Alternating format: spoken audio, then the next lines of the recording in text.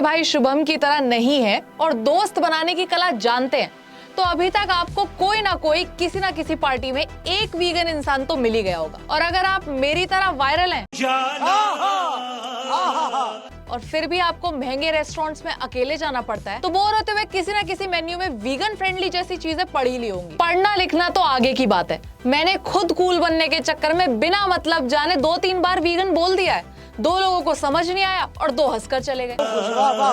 जब एहसास हुआ कि ऐसे तो मैं हर बात पे बेइज्जती नहीं करवा सकती तो मैंने फिर पता लगा लिया कि क्या है वीगनिज्म, क्या है इसकी हिस्ट्री, रेलेवेंस और फ्यूचर में स्कोप। और साथ में ये भी देखेंगे कि कौन से मैथमेटिशियन AKA हमारे बचपन के दुश्मन का बहुत बड़ा हाथ है वीगनिज्म की शुरुआत। खुद को भी बेकार चुटकुलों और बेइज्जतियों से बचाने के लिए गौर से सुनो। वीगनिज्म का कॉन्सेप्ट एक सिंपल सी फिलॉसफी पर बेस्ड है कि जानवरों को भी जीने का और आजादी का अधिकार है। तो ऐसा कोई भी प्रोडक्ट जो किसी भी तरीके से जानवरों को नुकसान पहुंचा के बनता है उसे कंज्यूम या यूज ना करना ही वीगनिज्म है। और जो लोग ये फिलॉसफी फॉलो करते हैं वो है वीगन्स। आलसी प्रवृत्ति के लोग बिना रिसर्च के वीगनिज्म को वेजिटेरियनिज्म का शॉर्ट फॉर्म समझ लेते हैं। उन्हें बता दें कि दोनों में साफ साफ फर्क है। वेजिटेरियनिज्म मतलब किसी भी तरह का मीट ना ही कंज्यूम करना और ना ही यूज करना, जैसे चिकन, मटन, पोर्क एक्सेट्रा। वहीं वीगनिज्म मतलब किसी भी तरह से किसी भी जानवर से आने वाला प्रोडक्ट यूज या कंज्यूम ना करना। इसमें इंक्लूड होंगे अंडा, शहद, किसी भी तरह का डेयरी प्रोडक्ट और कई तरह की क्लोथिंग मटेरियल भी, जैसे लेदर या वूल। बेसिकली किसी भी जानवर को किसी भी तरह से नुकसान पहुंचा के बनने वाले products is a big no. History of veganism. Veganism शब्द तो 1944 में ही आया था जब वीगन सोसाइटी शुरू हुई, पर मीट अवॉइड करने का कॉन्सेप्ट हजारों सालों से चलता आ रहा है। वेजिटेरियनिज्म पहली बार यूज किया कई बच्चों के बचपन के अंधेरे का कारण बने पाइथागोरस ने। हाँ, वही हाइपोटेनस वाला आदमी। अपनी थ्योरम से आने वाली कई पीढ़ियों में बुरे सपने बुनने के अलावा पाइथागोरस ने प्रमोट किया ये थॉट कि इंसानों का इंसानों के साथ और सभी स्पीशीज की तरफ प्यार होना चाहिए। बेसिकली बेनेवलेंस, अच्छाई सबकी तरफ। वेजिटेरियनिज्म इस नाम से नहीं तो किसी ना किसी नाम से हर मेजर सिविलाइजेशन जैसे इंडस वैली या बेबीलोन सबकी हिस्ट्री में मिल ही जाता है। कई वजह हैं कि वीगनिज्म इतने लोगों को पसंद आ रहा है और पूरी दुनिया में लोग इस पे शिफ्ट हो रहे हैं क्योंकि इसके बहुत सारे फायदे हैं। देखते हैं। ये एक बहुत बड़ा स्टेप है क्योंकि एनिमल राइट्स की बात कई जगहों पर अलग अलग तरीकों से की जाती है, पर उतनी ही जोर से दबा भी दी जाती है। जहां बच्चा टॉर्च ठीक से ना पकड़े तो ऐसे डांट लगती है कि 3 दिन तक नींद ना आए, और जाति देख के डिसाइड किया जाता है कि पानी कांच के ग्लास में पिलाया जाए या स्टील वाले में।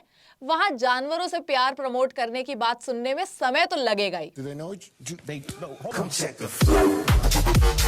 बट कई बड़ी इंडस्ट्रीज जानवरों के मीट या उनसे मिले प्रोडक्ट से ही चलती हैं। वीगनिज्म के हिसाब से ये जानवरों पे की गई ब्रुटैलिटी है और इस प्रोसेस से बनी हुई कोई भी चीज कंज्यूम करना उस ब्रुटैलिटी को प्रमोट करना है। ऐसा करने से कई इंडस्ट्रीज जो भारी नंबर्स में जानवरों को खराब तरह से रखती हैं और ब्रीड करती हैं ताकि या तो उन्हें मार सके या उनसे प्रोडक्ट्स बनवा सके, उन पर सीधा असर पड़ता है। वीगन क्राउड को केटर करने के लिए ये इंडस्ट्रीज अपने प्रोसेसेस थोड़े भी चेंज करना शुरू करें तो बहुत जानवरों की जिंदगी अच्छे से कम दर्द के साथ निकल सकती है। नॉन वेजिटेरियनिज्म का एनवायरनमेंट पर असर। मीट प्रोडक्शन और कंजम्पशन का प्रोसेस बहुत ज्यादा ग्रीन हाउस गैसेस रिलीज करता है। 6th क्लास में पानी भरने के बहाने बंक करने वाले एडल्ट्स के लिए भी बता दें कि ग्रीन हाउस गैस क्या होती है। कोई भी गैस जो अर्थ के सरफेस से निकलती हुई इंफ्रारेड रेज को अब्सॉर्ब कर ले और वापस अर्थ पर ही भेज दे। अब इंफ्रारेड रेज बेसिकली वो हीट है जो अर्थ निकालना चाहता है और ये गैसेस ऐसा होने से रोकती है जिससे अर्थ का टेम्परेचर बढ़ जाता है, हेंस ग्लोबल वार्मिंग। एक स्टडी के हिसाब से प्लांट बेस्ड मीट बनाने में कन्वेंशनल मीट बनाने के मुकाबले 90% कम ग्रीन हाउस गैसेस निकलती हैं। और ये तो बस एक रीजन है, ऐसे कई रीजंस हैं जिनसे वीगनिज्म एनवायरनमेंट के लिए पॉजिटिव चेंज ला सकता है। कार्बन एमिशन और क्लाइमेट चेंज इस समय पूरी दुनिया के लिए सबसे बड़ी प्रॉब्लम बने हुए हैं। वीगनिज्म और उसके सोल्यूशन उसमें बहुत बड़ा पार्ट प्ले कर सकते हैं। 2010 में यूएन के यूनाइटेड नेशंस एनवायरनमेंट प्रोग्राम के हिसाब से भुखमरी, फ्यूल, गरीबी और क्लाइमेट चेंज जैसे बड़े और गहरे इश्यूज से डील करने में वीगन डाइट हेल्प कर सकती है। Positive impacts on health. Vegans ये मानते हैं कि purely plant based diet overall health के लिए नॉन वेजिटेरियन से बेटर है। वीगन डाइट से हार्ट डिजीजेस, ओबेसिटी और कोलेस्ट्रॉल से रिलेटेड प्रॉब्लम्स के चांसेस कम हो जाते हैं। पर इसमें कई साइंटिस्ट ने कहा है कि अभी भी काफी रिसर्च करनी और डेटा इकट्ठा करना बाकी है। अब ये देखते हैं कि वीगनिज्म का इंडिया से क्या रिश्ता है और कैसे ये फिलॉसफी इंडिया को अफेक्ट करती है। India and veganism. 150 करोड़ के देश में ये तो बहुत कॉमन है कि हर फिलॉसफी, हर कॉन्सेप्ट को कुछ तो फॉलोअर मिल ही जाते हैं। लोग इंडिया में भी भारी नंबर्स में वीगनिज्म पर शिफ्ट कर रहे हैं। हमारे करियर की तरह वीगनिज्म में भी सोशल मीडिया का बहुत बड़ा हाथ है। सेलिब्रिटीज जैसे Natalie Portman, Brad Pitt, Ariana Grande जिसका नाम हमें आज तक लेना नहीं आया, अशर और स्पोर्ट्स पर्सनालिटीज जैसे माइक टाइसन और वीनस विलियम्स ने डेयरी प्रोडक्ट्स तक छोड़ दिए। पर सवाल ये है कि अगर इन लोगों ने छाछ लस्सी बचपन से पी होती तो क्या ये छोड़ पाते? ये एक बहुत बड़ा स्टेटमेंट है और कई लोग इससे इन्फ्लुएंस हुए और अपनी लाइफस्टाइल बदली है। इस चीज को ध्यान में रखते हुए कई रेस्टोरेंट्स ने अपना मेन्यू और कई कंपनीज ने अपने काम करने के प्रोसेस चेंज भी किए हैं। इंडिया की पॉपुलेशन और डाइवर्सिटी के चर्चे तो सालों से चलते आ रहे हैं। उसमें से 23% से 37% लोग ही वेजिटेरियन है। ऐसे में वीगनिज्म कितना और कितना तेज इंडिया में असर कर पाएगा ये समय ही बताएगा। 2018-19 में इंडिया में 187.7 मिलियन टन का मिल्क प्रोडक्शन हुआ, जिससे इंडिया दुनिया का सबसे बड़ा डेयरी प्रोड्यूसर बन गया। इंडियंस की डाइट में हर जगह डेयरी प्रोडक्ट्स तो दिख ही जाते हैं।